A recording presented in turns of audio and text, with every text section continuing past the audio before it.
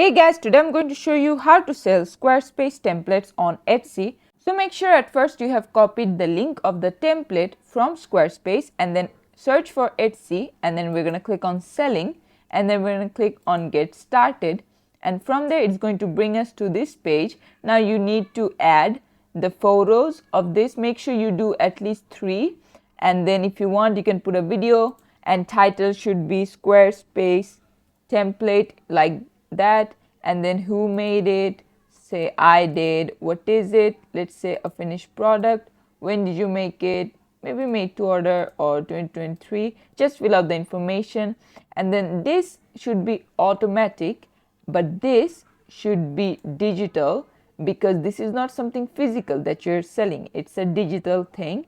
And then go down and then just make sure you fill out all of this information. I'm just showing you a preview, and the price to maybe 60 or $6, whatever you want, and the quantity. And then finally on the digital file you have to upload it, and basically from there once they buy it they can take the Squarespace template, and this is how you can do it. Thanks for watching. Please leave a like and subscribe for more tutorials like this, and I'll see you guys in the next one.